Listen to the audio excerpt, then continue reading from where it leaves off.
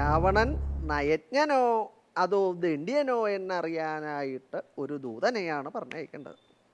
ഉത്തമനായിട്ടുള്ള ദൂതൻ വേണം പോവാൻ. എന്താ ഉത്തമനായിട്ടുള്ള ദൂതൻ്റെ പ്രത്യേകത എന്നാണെങ്കിൽ ബുദ്ധിദാന നിപുണനാവും, ബുദ്ധിയെ ദാനം ചെയ്യുന്നതിൽ നൈപുണ്യമുള്ളവനാവും ഉത്തമനായിട്ടുള്ള ദൂതൻ. ബുദ്ധിയെ ദാനം ചെയ്യുക, അങ്ങനെ ഒരു ദാനം കേട്ടിട്ടുണ്ടോ? പല ദിക്കിലും പോയി ദാനം വാങ്ങണ ആളല്ലേ, കേട്ടിട്ടുണ്ടോ? കൊടുത്ത് ശീലമുണ്ടാവില്ല, വാങ്ങിയിട്ടുണ്ടാവും. ഇങ്ങനെ ഒന്ന് വാങ്ങിയിട്ടുണ്ടോ? ബുദ്ധിദാനം, അങ്ങനെ ഒരു ദാനം കേട്ടിട്ട് തന്നെ ഇല്ല. കന്യാദാനം, വസ്ത്രദാനം, ഭൂദാനം എന്നൊക്കെ പണ്ട് ചില ദാനങ്ങൾ, ഇപ്പം ചില വേറെ പുതിയതായിട്ടുള്ള ചില ദാനങ്ങളൊക്കെ ഉണ്ട്, പലതുണ്ട്. അതിൽ ഇങ്ങനെ ഒരു ദാനം കേട്ടിട്ടില്ലല്ലോ. അതെന്താ ഈ ബുദ്ധിദാനം എന്നാണെങ്കിൽ ആരുടെ മുമ്പിൽ ചെന്ന് എന്താണോ പറയണത് അത് കേൾക്കണ ആൾക്ക് ഗ്രഹിക്കാൻ പാകത്തിനാക്കി പറഞ്ഞു കൊടുക്കാനുള്ള സാമർഥ്യല്ലേ, ഇതിനാണ് ബുദ്ധിദാന നൈപുണ്യം എന്ന് പറയണത്. ദൂതൻ ബുദ്ധിദാന നിപുണനാവണം. അങ്ങനെ ഒരാൾ വേണം പോവാൻ. സുഗ്രീവാ, അടാരാ എന്ന് വിചാരിക്കണ്ടോ? അടാരാന്നുള്ളത് ആലോചിക്കണ്ടോ? അങ്ങനെ ഒരാളുണ്ട്. അടാരാന്നല്ലേ? അങ്കടാ ദൂത ഗച്ഛതു. അങ്കദൻ ദൂതനായിട്ട് പോട്ടെ. അങ്കദന് ഈ പറഞ്ഞ സാമർഥ്യമൊക്കെ ഉണ്ട് എന്ന് മാത്രല്ല, അങ്കദൻ്റെ പ്രത്യേകത എന്താണല്ലേ? ബാലീന പുത്ര, ബാലിയുടെ പുത്രനാണ് അങ്കദൻ. ബാലിയുടെ പുത്രനാണ്. അച്ഛൻ കേമനാണ് അല്ലേ? അയാളൊരു കേമത്തൻ തന്നെയാണ്. അച്ഛൻ്റെ പേര് പറയുക. എന്നാൽ സന്തതികൾക്ക് അത്രയൊന്നും ഉണ്ടാവില്ല കേട്ടോ, പല ദിക്കിലും ഉണ്ടതേ. ഇന്ന വംശത്തിൽ ജനിച്ചു ഇന്ന ആളുടെ മകനാണെന്ന് ഇങ്ങനെ പറഞ്ഞ് നടക്കുകയുള്ളൂ. അല്ലാണ്ട് ആ വിദ്വാൻ യാതൊരു ഗുണദോഷവും ഇല്ല, അതിൻ്റെ യാതൊരു മെച്ചവും ഇല്ല. അങ്ങനെയല്ലേ? ഇവിടെ അങ്കദൻ അങ്ങനെയാണോ? ബാലിയുടെ പുത്രനാണ് എന്ന് പറയാം.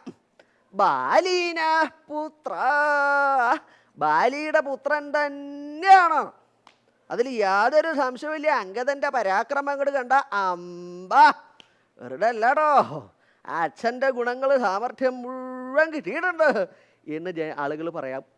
അത്രയ്ക്കുണ്ട് വൈഭവം. അതുകൊണ്ട് അങ്കദനെ ദൂതനായിട്ട് പറഞ്ഞയക്കണം. അങ്കദൻ ദൂതനായിട്ട് അവിടെ ചെന്ന് എന്താ പറയേണ്ടത് എന്നാണെങ്കിൽ പൗലസ്ത്യസ്യ ഹിതം ബ്രവീതു. രാവണന് ഹിതം പറയണം. രാക്ഷസ ചക്രവർത്തി രാവണന് ഹിതത്തെ പറയണം. ഹിതം എന്ന് പറഞ്ഞാൽ എന്താ? കേൾക്കാൻ ഇഷ്ടമുള്ളതെന്നാണ് സ്വതവേ എല്ലാവരും ധരിച്ചേക്കണതേ. എന്നാൽ അങ്ങനെയല്ല, കേൾക്കാൻ ഇഷ്ടമുള്ളതല്ല ഹിതം. കേൾക്കുമ്പോൾ ഇഷ്ടമുള്ളതൊന്നും കുറേ കാലം കഴിഞ്ഞാൽ ഗുണത്തിൽ വന്നോളണമെന്നില്ല. പിന്നെയോ ഹിതം എന്ന് പറഞ്ഞാൽ ശ്രേയസ്സിനെ പ്രദാനം ചെയ്യണതാണ്, ശ്രേയസ്കരായിട്ടുള്ളത്. രാവണന് ശ്രേയസ്കരായിട്ടുള്ളത് പറയണം. അതെന്താണല്ലേ?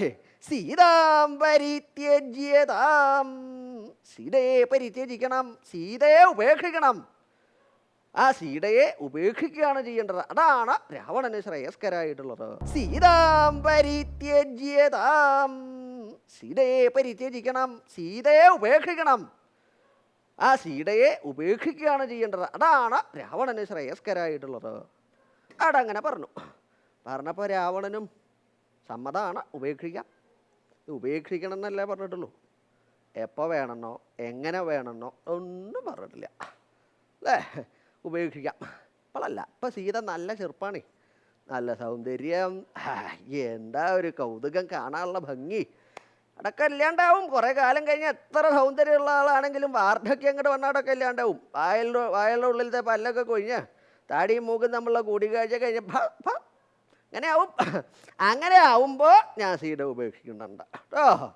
അങ്ങനെയാണോ? അങ്ങനെ ഉപേക്ഷിച്ചാൽ മതിയോ?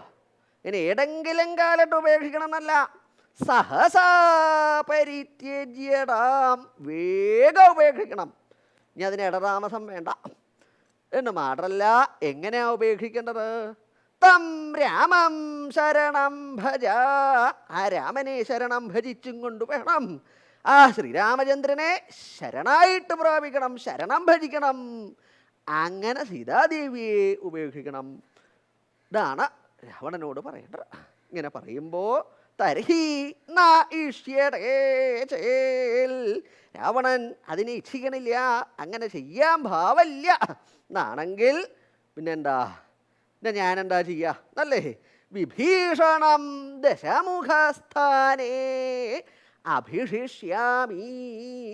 ആ വിഭീഷണനെ, രാവണൻ്റെ അനുജനായിരിക്കുന്ന വിഭീഷണനെ ദശമുഖസ്ഥാനത്തിങ്കൽ വെച്ച് അഭിഷേകം ചെയ്യും.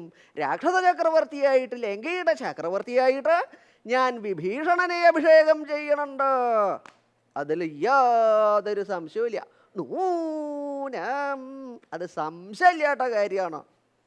ഇങ്ങനെ ഞാൻ ചെയ്യണുണ്ട്. രാവണൻ സീതയെ ഉപേക്ഷിക്കണില്ല എങ്കിൽ വിഭീഷണനെ ലങ്കാരാജാവാക്കി വെച്ച് അഭിഷേകം ചെയ്യും. അതിൽ യാതൊരു സംശയവുമില്ല.